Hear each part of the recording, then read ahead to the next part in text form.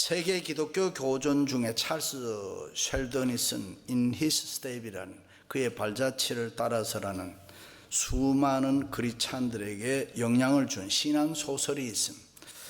이 책이 최근에 와서는 예수님이라면 어떻게 하실까라는 제목으로 다시 출판되었습니다. 만약에 예수님께서 이 마을에 계시면 가난한 탄광 마을에서 몇 명의 사람들이 어떻게 하실까 생각하면서 예수님께서 하실 일을 생각하고 각자 자기들이 예수님처럼 생활하면서 마을 전체를 변화시켜 나간다는 그런 이야기입니다. 그렇습니다. 예수님이라면 어떻게 하실까? 우리가 세상에서 무슨 일을 하더라도 예수 믿는 사람들이라면 당연히 물어보아야 할 질문입니다. 그리고 우리가 정말로 예수님의 뜻에 맞는 성실한 삶을 살고 있는가? 만약에 우리 모두가 그렇게 산다면 우리 주변은 반드시 변화가 될 것입니다. 아멘. 그리고 우리가 정말로 예수님의 뜻에 맞는 성실한 삶을 살면 우리가 변화를 주도할 수가 있습니다. 그렇습니다. 참으로 오늘날 우리의 시대는 이러한 예수 운동이 절실히 필요한 루터를 비롯해서 칼빈 등 수많은 종교 개혁자들이 그렇게 살았습니다. 사도 바울도 그렇게 살았습니다. 자신의 신앙 철학을 한마디로 얘기하면 내게 사는 것은 그리스도라고 했습니다. 우리 인생의 주인이 내가 아니고 예수 그리스도시다. 이 말은 내가 잠시 예수 그리스도를 위해서 교회에서 봉사하고 헌신한다는 의미가 아닙니다. 바울은 완전히 예수님의 사랑에 압도되어서 이 예수님을 향한 열정적인 삶으로 불타오르고 있었습니다. 그렇습니다. 진정한 자기 변화는 내 심령 안에 예수 그리스도가 계시고 자신은 없어진 진공 상태를 말합니다. 우리가 이 세상을 살아갈 때 우리에게 무슨 이익이 있느냐 아니면 내게 손해냐 그게 중요한 것이 아니라 우리가 하는 일을 통해서 오직 하나님만 영광을 받으시면 된다는 신앙입니다. 할렐루야. 그렇습니다. 교회생활, 신앙생활에서 우리의 변화가 왜 이렇게 중요합니까? 그것은 우리가 변화된 후에 모든 일이 이루어지기 때문에 우리가 먼저 변해야 성령의 능력이 나타납니다.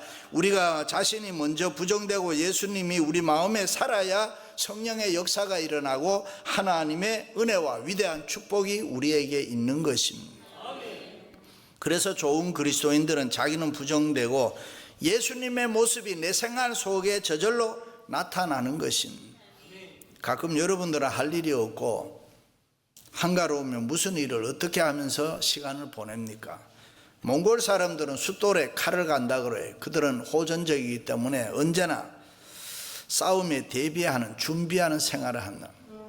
중국 사람들은 우통을 벗고 따뜻한 양집하는 곳에 앉아서 배드버그, 이 빈대를 잡는다고 그래요. 불란서 사람들은 시간이 많으면 농담, 잡담을 잘한다고 해요. 그리고 이태리 사람들은 시간이 많으면 노래를 부른다고 해요. 그렇다면 한국 사람들은 무엇을 많이 할까요? 다른 사람들의 흉을 보고 험담을 많이 한다는 거예요. 그런데 문제는 세상 사람들만 그렇게 사는 것이 아니고 교회에 다니는 예수 믿는 사람들도 다른 사람에 대해서 쉽게 비판하고 흉보고 욕도 잘하고 헐뜯기를 좋아합니다. 일찍이 예수님께서 말씀하셨습니다. 사람을 꼭 죽여야만 살인한 것이 아니라 형제에게 욕을 한다든가 흉을 본다든가 말로서 인격을 짓밟으면 그것이 살인이라 그렇게 했습니다. 맞습니까? 하나님께서 우리 인간을 만드실 때 듣는 귀는 2개 만들고 말하는 입은 1개 만들었어요. 그 이유에 대해서 야고보 사도는 사람마다 듣기는 속해야 하고 말하는 입은 좀 조심하라. 말은 더디에 하라고 했습니다. 다시 말해 그냥 쉽게 말하지 말라는 거예요. 일찍이 사도 바울은 거짓을 버리고 참된 것을 말하라. 무릇 더러운 말은 너 입 밖에도 내지 말고 오직 덕을 세우는데 선한 말을 하여 듣는 사람들에게 은혜를 끼치게 하라. 오늘도 예수님께서 말씀했습니다. 너희는 비판하지 말라. 너희의 비판으로 너희가 비판을 받을 것이요 너희의 헤아림으로 너희가 헤아림을 받을 것이니라. 그렇습니다. 우리가 하나님의 자녀답게 바로 살아가려면 무엇보다도 다른 사람을 비판하지 말아야 합니다. 다른 사람을 욕하지 말아야 되는, 그런 행위는 우리 자신을 깨뜨리는 것이고 우리 자신을 허물어뜨리는 것입니다. 사실 그렇지 않습니까? 우리가 다른 사람 비판하면 우리 양심이 괴롭습니다. 우리 양심이 우리 마음을 괴롭게 합니다. 그것은 우리의 영적 수준이 높아질수록, 성령이 충만할수록 더 센시티브하고 더 민감하게 더 쉽게 느낄 수가 있습니다. 우리 친교실의 유명한 화가 레오나르도 다빈치가 그린 최후의 만찬, 지저스 라스트 서퍼 그림을 넣어놨습니다. 다빈치가 이 그림을 그릴 때 어느 날 옆집에 있는 사람과 대판으로 싸웠습니다. 화가 났습니다. 마음이 괴롭고 속이 상해서 하프리로 그 사람의 얼굴을 가룟유다 자리에다 그려 넣었습니다. 속이 시원했습니다. 그리고 예수님의 얼굴을 그리고 있습니다.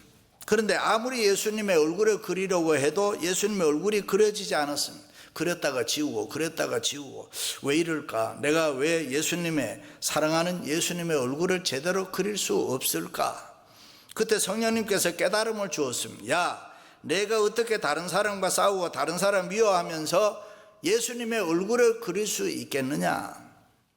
가서 용서하고 화해해라. 다빈치가 회개하는 마음으로 가룟유다의 얼굴을 지우고 이웃집으로 찾아가서 그 사람과 용서하고 사랑으로 화해를 했습니다. 그리고 돌아오니 마음이 편안해졌습니다.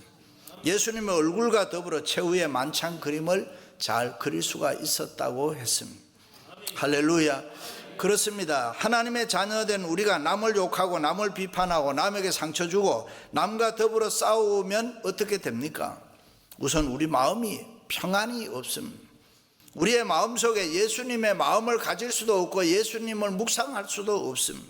예수님께 기도할 수도 없고 찬송할 수도 없고 이렇게 예배를 드릴 수가 없습니다.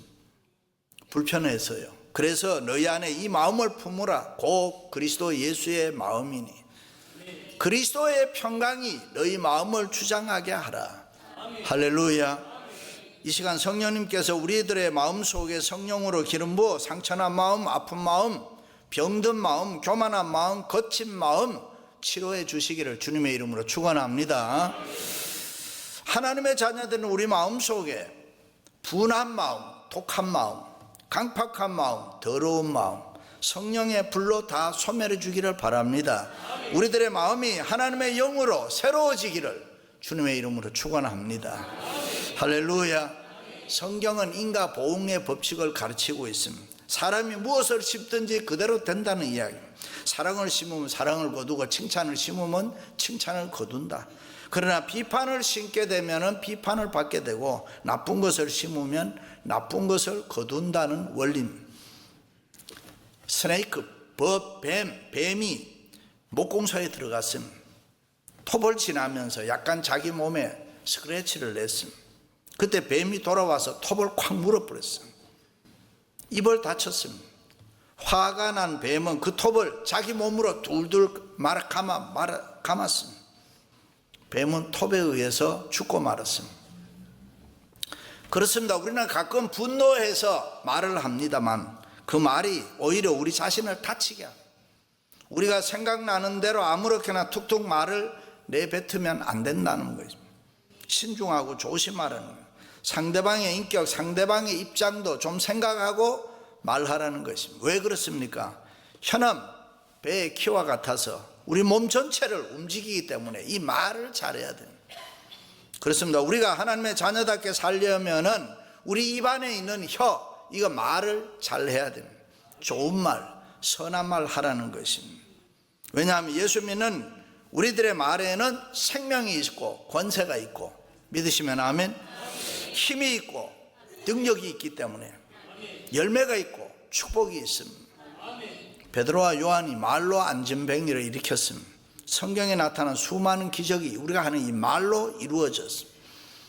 과학자들은 우리 지금 제가 10대 20대에 한 말 소리를 지금도 찾을 수 있다는 거예요.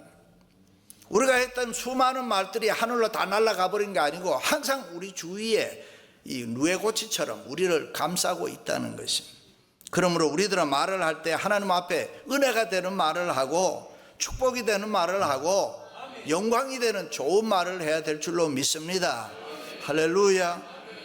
일찍이 야고보 사도는 스스로 경건하다 생각하며 자기 혀를 제갈 먹이지 아니하고 자기 마음을 속이면 이 사람의 경건은 헛것이라. 그렇습니다. 자기는 열심히 교회 다니고 자기는 열심히 잘 믿는다고 하는데 하는 말을 들어보니 전혀 신앙적이지 않고 믿음의 말이 아닐 때가 있습니다. 그래서 말하는데 조심하지 아니하고 함부로 하면은 경건하고는 아직도 거리가 멀다, 그 얘기입니다. 그렇습니다. 우리는 하나님의 자녀답게 거룩하고 성스럽고 의롭게 살아야 되고 하나님의 자녀는 빛의 자녀처럼 살아야 됩니다. 일찍이 예수님께서 너희는 세상의 빛이라 그래요. 그러므로 빛처럼 살아야 됩니다. 믿습니까? 반짝반짝 빛나게 살아야 해요. 옆에 있는 사람에게 위로도 하고 용기도 주고 은혜가 되게 살아야 돼요. 은혜가 어두움이 있는 곳에 빛을 비춰줘야 됩니다. 옛날 냉장고가 나오기 전에는 음식 관리가 잘 안 돼서 배탈이 나고 부패한 음식을 먹음으로 병에 걸리는 경우가 가끔 있었습니다. 그러나 냉장고가 나온 뒤에는 음식 보존이 잘 됐습니다. 그런데 아이러니하게도 너무 찬 음식을 우리가 많이 먹으면 캔서, 암 환자가 많아졌다는 거예요. 무서운 암과 병은 어둡고 추운 데서 생겨난다는. 덥다고 차가운 물 너무 많이 마시지 마세요. 2세들은 콜드워터를, 찬물을 추운 물이라고 그러더라고요. Anyway, 예수 믿는 우리들은 어둡고 추운 곳, 부정한 것, 부정적인 것 좋아하면 안 되는, 염려, 근심, 걱정 다 어두운 것입니다. 어두운 마음입니다. 그러므로 우리는 이 밝은 곳을 좋아해야 되고 밝은 곳을 가까이 해야 됩니다. 항상 기뻐하고 감사하며 즐거움으로 살아야 되는 것이요, 우리가 얼굴을 환하게 웃는 얼굴로 마음도 그늘진 것이 없게 샬롬, 평안하게 마음으로 살면은 빛을 밝게 비출 수가 있고 그렇게 살 수가 있습니다. 그래서 암 걸리면은 뭐예요? 방사선 치료예요. 키모, 방사선 치료가 뭐예요? 빛입니다. 빛. 캔서, 암병은 빛으로 치료하는 거예요. 그래서 죄인인 우리들에게 빛 대신 예수님이 우리를 비춰줘야 우리의 죄악이 소멸되는 거예요. 병마도 소멸되고 건강을 회복할 수가 있고, 빛 대신 예수님과 함께 살아야 우리가 건강하게 살 수 있고 행복하게 살 수 있고 기쁘고 즐겁게 살 줄로 믿습니다. 바울은 일찍이 하나님의 자녀된 우리들이 얼마나 소중한 신분인지를 가르쳐줍니다. 우리를 거룩한 무리 성도로 부르심을 입은 자들이라 그래요. 예수 그리스도의 피로 구속받은 존재들로 구원받은 사람들이기에 하나님의 자녀의 가치가 있다는 것입니다. 할렐루야. 그런데 우리는 분명히 새 사람이 되었음에도 불구하고 하나님의 자녀답게 살지 못할 때가 얼마나 많은지 모르는, 우리는 절대로 그렇게 살면 안 되는 것입니다. 성공의 비결이라는 책을 보면 자신의 소속을 남에게 보여주는 것이 성공의 지름길이라. 자신이 속해 있는 가정, 교회, 직장, 공동체 이런 걸 다 자랑스럽게 생각하라는 거예요. 그래야 성공할 수가 있다. 우리가 아무리 어려울지라도 자기의 소속에 대해서 즐거워하고 감사하면은 축복이 찾아온다는 것입니다. 그러므로 우리들은 하나님의 자녀답게 살아야 될 줄로 믿습니다. 할렐루야. 나는 하나님의 사랑받는 자녀다. 온전한 믿음으로 하나님 섬기며 경건하게 살아야 돼. 그럴 때 우리의 삶에 하나님의 자녀다운 삶의 모습이 나타나. 성공한 어떤 화장품 외판원이 집집마다 다니면서 초인벨을 눌리면 40, 50대 아줌마들이 나와도 항상 인사는 아가씨 안녕하세요. 그렇게 하니까 기분이 좋아서 이 아줌마들이 화장품을 그냥 사더라는 거예요. 그렇습니다. 예수 믿는 우리들은 하나님의 자녀답게 이 패러다임 사고를 바꿔줘야 됩니다. 새로운 모습으로 살아야 되는 것이요, 이전에 우리가 즐기던 세상의 모든 낙보다가 세상의 어두운 모든 일들을 다 떨쳐버리고 살아야 되는 것이고, 그리고 이제는 하나님의 자녀답게 서로 사랑하면서 살아야 될 줄로 믿습니다. 그런 거룩한 사명이 우리에게 있습니다. 우리가 하나님의 자녀답게 성령의 지배를 받으면 얼마든지 우리는 사랑할 수가 있고 얼마든지 우리는 이해할 수가 있고. 할렐루야. 그러나 우리가 사단의 권세 아래 있으면 언제나 싸움이요, 언제나 원망과 불평이고 언제나 시비고 질투고 부정적인 삶을 살게 됩니다. 그러므로 우리는 하나님의 자녀답게 성령 충만하고 사랑과 희락과 화평과 오래 참음과 자비와 양성과 충성과 온유와 절제 열매를 맺어야 될 줄로 믿습니다. 바로 이런 삶이 거듭난 삶이고 새 사람의 삶인 것입니다. 그렇습니다. 우리가 진심으로 남편을 향해서, 아내를 향해서, 부모, 자식, 그리고 친구, 이웃을 향해서 칭찬하고 격려하고 사랑하면서 하나님의 자녀답게 살아가면은 우리의 주위에 수많은 기적들이 일어나고 은혜와 축복의 삶을 살 줄로 믿습니다. 할렐루야. 어느 날 빌립이 나다나엘에게 와보라, 우리가 기다렸던 메시아다, 그는 곧 나사렛 예수 그리스도시니라. 그때 나다나엘이 무슨 말을 합니까? 무슨 웃기는 소리라 하냐? 나사렛이라는 시골에서 무슨 선한 것이 나겠느냐? 시골 칸추리 무슨 훌륭한 사람이 나오겠느냐? 그럽니다. 우리 아이들이 어릴 때에 마음이는 서울 시리거리인데 아빠는 경상도 칸추리 보이다, 그렇게 하더라고요. 그래서 내가 열받아서, 야 이놈들아, 칸추리가 시리보다가 더 정서적이다, 더 훌륭한 사람이 많이 나와, 예수님도 칸추리 보이 출신이다. 이래. 제가 이번에 고향 선비의 도시 영주, 양반의 도시 안동을 갔다 왔어요. 그럼 제가 출신이 어떤 사람이란 거 이해되지요? anyway, 나다나엘이 이 칸추리 출신이라고 예수님을 비판하면서 그 어떤 편견을 가지고 있었습니다. 그러나 그가 예수님께 왔을 때에 예수님 뭐라고 하냐? 이 미련하고 어리석은 놈아, 내가 누군데 나를 몰라보느냐? 나를 비판하고 우습게 알아. 그러지 않았습니다. 나다나엘을 향해서 보라, 이는 참 이스라엘 사람이다, 그 속에 간사한 것이 없도다, 칭찬했습니다. 그 소리를 듣고 나다나엘이 깜짝 놀랐습니다. 아니, 나를 언제 보았다고 그런 말씀합니까? 내가 봤지. 내가 무화과 나무 아래에서 기도하는 거 봤지. 내가 너를 보았다. 나다나엘이 그 소리를 듣고 거꾸러졌습니다. 그리고 예수님의 제자가 됐습니다. 할렐루야. 그렇습니다. 다른 사람들을 향해서 정죄하지 말고 비판하지 말고 칭찬하면서 사랑해 줄 때에 이 사람의 마음이 움직여지는 것입니다. 성 어거스틴 수도원에는 식탁에 다른 사람에 대해서 이야기하는 사람은 이 식당에서 환영하지 않습니다라고, 밥그릇에는 또 형제여 먼저 내 눈 속에 들보를 빼어내어라. 그리고 그것에서 식사하는 사람들은 다른 사람의 나쁜 이야기를 절대로 할 수가 없었다 그래요. 그렇습니다. 하나님의 자녀는 다른 사람들의 허물과 잘못을 덮어주면은 하나님의 사랑과 긍휼과 축복을 받을 줄로 믿습니다. 그러므로 우리는 예수 그리스도 안에서 새 사람 되고 하나님의 자녀가 되었으면은 언제 어디에서나 항상 이 사랑의 분위기를 만드는 사람이 되어야 합니다. 박수를 칠 줄도 알고 박수를 받을 줄도 알고. 할렐루야. 세계적인 성악가 파바로티가 나와서 노래를 부르면 청중들이 너무 잘한다고 일어나서 기립박수 하면서 앵콜 박수를 칩니다. 그러면 나가는 척 하다가 다시 들어와 가지고 노래를 더 잘 부릅니다. 음악회에 박수가 없으면 얼마나 비참하겠습니까? 우레 같은 박수를 쳐주고 연주자나 대원들이 모든 피로를 잊고 새 힘을 얻는 듯 기분이 좋아지는. 아비아의 성녀 테레사는 수도원에서 수녀를 선발할 때 많은 사람들을 시험을 보았지만은 합격 기준은 간단했다. 그저 잘 웃고 잘 먹고 잘 자는 사람을 뽑았다. 왜냐하면 잘 웃는 사람은 다른 사람의 마음을 편안하게 해주니까. 남을 유쾌하게 하고 남을 기분 좋게 하는 사람, 남을 위로할 수 있는 사람은 잘 웃는 사람입니다. 믿으시면 아멘. 야곱이 삼촌 라반의 집에 가서 일할 때 돈을 많이 벌어 부자가 됐습니다. 결혼도 하고 자녀도 낳고 행복하게 살았습니다. 그런데 야곱이 무엇이든지 하면 잘 되니까 이 삼촌 라반하고 인건비를 비롯해서 여러 가지 돈 문제로 시비를 많이 붙었습니다. 그런데 야곱은 하나님의 자녀답게 살았기 때문에 하나도 시험거리가 되질 않은, 속상한 것도 없었습니다.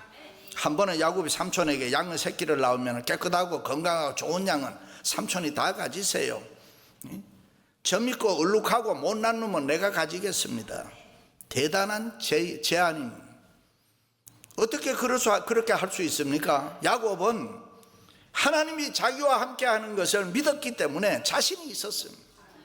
자기는 이길 수도 있고 자기는 얼마든지 돈 벌고 잘 살 수 있다는 확신이 있었습니다. 그리고 양들을 데리고 강가에 갑니다. 버드나무 껍질을 벗겨서 물가에다 꽂았습니다. 그러면 햇볕에 비춰서 물가에 물이 얼룩덜룩하게 이렇게 보인단 말이에요. 거기에서 양들을 교배시켜서 새끼를 낳으니까 전부 이게 얼룩무늬가 나오는 거예요. 그래서 야곱이 저절로 부자 됐습니다. 이것은 아직도 과학적으로 미스테리인 거지. 우리 하나님의 말씀이니까 믿는 거지. 하나님이 함께 하시면 된다 이거지. 그렇습니다. 하나님의 자녀들인 우리들을 현실을 보지 말고 세상 바라보지 말고 믿음으로 하나님의 구원의 능력 바라보고 살아야 될 줄로 믿습니다. 하나님의 자녀답게 다른 사람에 대해서도 관용해야 됩니다. 너그러운 마음으로 사랑과 자비를 베풀 줄 알아야 되는 거예요. 다른 사람을 볼 때도 예쁘게 봐줘야 돼요. 뭐든지 예쁘게 보세요. 실제로 요즘 사람들 예쁩니다. 잘 먹지요, 편하지요, 멋내지요. 홍 못 넣었더라도 또 다 고쳐가지고 또 다 예뻐지고. 연세 잡수신 분들 중에도 뭐 주름 제거하고 쌍꺼풀 수술을 하고 얼마나 좋습니까? 옛날 같으면은 상상도 못해요. 젊은 사람들이 어떻게 생각할지 모르지만 늙은 것도 서러운데 멋내야지요. 뭐 늙으면은 화장도 더 많이 해야 돼. 멋을 더 많이 내는 것이 좋습니다. 그 나이에 무슨 화장이냐고. 완전히 변장이다, 환장이다, 떡칠을 한다, 뭐 별소리를 다 해도 신경 쓸 필요가 없습니다. 떠들라면 떠들어라. 열차는 간다 이래요. 예수님만 잘 믿으면 돼. 교회생활, 신앙생활만 열심히 잘하면 돼. 할렐루야. 사랑하는 성도 여러분, 하나님의 자녀답게 우리 모두 있는 그대로 서로 용납하고 이해하고 사랑하고 위로하고 격려하고 축복하는 삶을 살아가시기를 주님의 이름으로 축원합니다.